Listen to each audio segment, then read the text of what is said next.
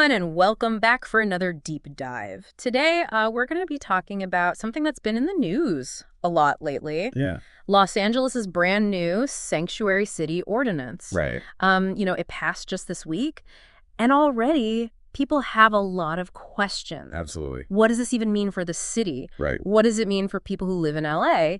And, what are some of the potential positives and negatives of this new law? It's really interesting how this local decision kind of connects back to this bigger national conversation we're having about immigration. Yeah.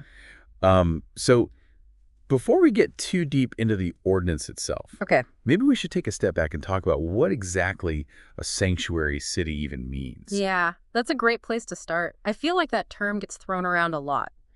Yeah. But it can be kind of confusing. It is. It is. So break it down for us. So at its core, the concept of a sanctuary city is really about limiting how much local law enforcement cooperates with federal immigration authorities. Okay, so it's not about completely ignoring federal law or anything like that. Right. It's more about trying to create a safe space within the city where undocumented immigrants can interact with city services and not be afraid of being deported. So it's about building trust. Yeah, exactly. Okay, so if somebody is a witness to a crime, they can report it to the police without worrying they're going to get turned over to ICE. That's the idea. They can access health care, they can send their kids to school, all those essential things, without having to live in that constant fear. And this new ordinance in Los Angeles is brand new. Like we said, it passed just this week on November 19th, 2024. And it seems like the timing of this is no coincidence. Oh, absolutely not. It's very much tied into all the talk about President-elect Trump's immigration policies. Right, and specifically all the talk about him potentially increasing deportations. Exactly. So it feels like LA is kind of trying to get ahead of that curve and protect its immigrant population. That's exactly right. And what's interesting is a lot of the things in the ordinance were already kind of happening in LA. Oh, really? They had a lot of these immigrant-friendly policies in place, but they weren't official, set in stone by law. Got it. So this ordinance is making them harder to overturn. Exactly. It's like putting up a legal shield. So what exactly does this ordinance prohibit? What can city employees no longer do? Well, it very clearly states that city employees can't help with any federal immigration enforcement stuff. Okay. So they can't share information about somebody's immigration status. Okay. They can't detain somebody just because they think they might be undocumented. So it's putting some pretty clear boundaries in place. And this all passed unanimously in the city council. It did, unanimously, which is, pretty significant when you think about how controversial this whole issue is. Yeah. And one of the council members, Hugo Soto Martinez, who really pushed for this, was quoted as saying that this is about building trust between the government and the people so that everyone feels safe. Yeah. Using city services. That makes sense. Okay, so we've got the context. We can kind of understand the what now. Yeah. But I think the big question a lot of people have is, what does this actually mean for immigrants living in LA? How will their lives actually change? Well, it's complicated. Yeah. There are a lot of potential impacts, legal ones, but also social and economic ones too. Okay, well, let's start with the most immediate impact then. How is this going to change daily life for immigrants in Los Angeles? Probably one of the biggest changes is that they're going to feel a lot safer from immigration enforcement. The ordinance specifically says that city employees, including the police, can't ask about immigration status during routine interactions. No, it's not just about avoiding deportation. It's about taking away some of that constant fear and anxiety. Exactly. It's about letting people go about their lives without worrying that they might be questioned or detained. And that sense of security could have other positive ripple effects too, right? Oh, yeah. They might be more likely to report crimes if they know that they're not going to be questioned about their status. Absolutely. Yeah. And it goes beyond just reporting crimes, too. It's about feeling comfortable going to the doctor, sending their kids to school, participating in the community without being afraid of being targeted. So it's about fostering a sense of belonging. Exactly. And encouraging people to integrate into the broader community. It's about making LA a more welcoming and inclusive environment for everyone. That sounds pretty positive. Yeah. But I think we also need to talk about some of the concerns, especially when it comes to the economic side of things. Of course. Yeah. The economic implications are definitely something we need to explore. Yeah. So let's dive into those next. Okay. When we talk about the economic effects of something like a sanctuary city ordinance, It's tricky Yeah. because we're dealing with predictions Yeah. and estimations, and it's really hard to say for sure what's going to happen. Right. Predicting the future is not exactly a science. Exactly. There are so many variables. Yeah. So let's start with the potential upsides. Okay. What are some of the economic benefits that people who support this ordinance are talking about?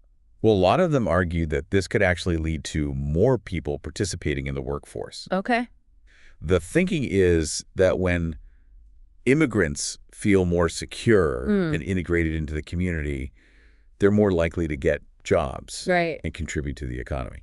So it's about tapping into this workforce that might have been hesitant to participate before. Exactly. And that can have a ripple effect on the whole economy. How so? Well, think about it. More people working means more people earning money.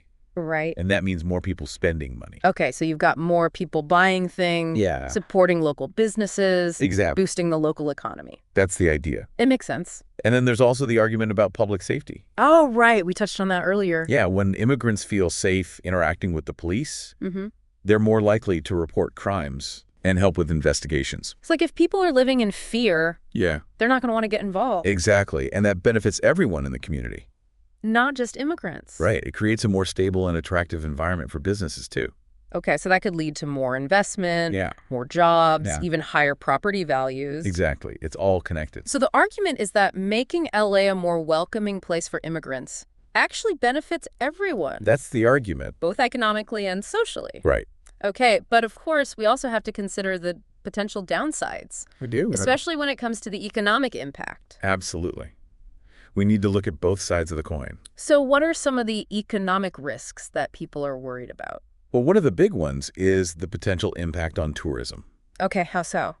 Los Angeles is a huge tourist destination, Right. and some people worry that if the city is seen as a sanctuary, it might scare some tourists away. So they might feel less safe. Yeah, or less welcome. And if tourism goes down, that could really hurt the local economy. Yeah, you're talking about job losses. Absolutely. Business is shutting down. That's a real concern. Are there other economic risks we should be thinking about? Yeah, some critics are worried that businesses might start leaving LA Okay. or choosing not to come here in the first place. Why is that? Well, they might see operating in a sanctuary city as too risky or complicated. Okay. They might be worried about legal challenges or increased scrutiny from the federal government. Some might even be afraid of boycotts from customers who don't like sanctuary policies. So it's about bad publicity Yeah. and this perception that LA is becoming less business friendly. Right. And if businesses start leaving, Yeah. that could lead to job losses, lower tax revenue, Right. and slower economic growth. Those are some serious concerns. They are. Are there any hard numbers we can look at? Well, there have been some attempts to predict the economic impact, Okay. but it's important to remember these are just projections, and they're based on a lot of assumptions. So they're using existing data, Yeah. but it's not a perfect comparison. Not at all. The truth is nobody knows for sure what the economic impact of this ordinance will be. Right. It's going to depend on how businesses react, what the federal government does, Okay. how immigration patterns change. So it's a lot of wait and see. Exactly. We've got these potential benefits on one hand and these potential risks on the other, but only time will tell what the real impact is going to be. That's the thing about big policy decisions like this. There are always unintended consequences. Yeah, you never know for sure how things are going to play out. And what's really interesting to me is how this local decision in LA kind of reflects this bigger national debate about immigration. It feels like it's putting a spotlight on some of the fundamental questions that we're struggling with as a country. Yeah. Like, what role should local governments have in shaping immigration policy? Yeah. How do we balance our humanitarian concerns with the economic realities? Those are tough questions. They are. And there are no easy answers. And all of this is happening against this backdrop of political change and all this tension around immigration. Absolutely. President-elect Trump's election has definitely created a lot of fear and uncertainty in immigrant communities. And LA's decision to become a sanctuary city is a direct response to that. In a lot of ways it is. It feels like they're making a statement, Yeah. almost like a declaration of defiance. It's definitely a bold move. They're saying, we're going to stand up for our immigrant residents, even if it means going against the federal government. It's going to be interesting to see how it all plays out. So we've got local politics, national implications, Right. economic uncertainties, Mm-hmm. humanitarian concerns. It's a lot. It is. What are some of the key things we should be watching for as the story unfolds? Yeah, it feels like we're seeing this real clash of ideologies. Yeah. You've got cities like LA saying we're going to protect our immigrants, Mm. and then you've got the federal government saying, well, we're going to crack down on illegal immigration.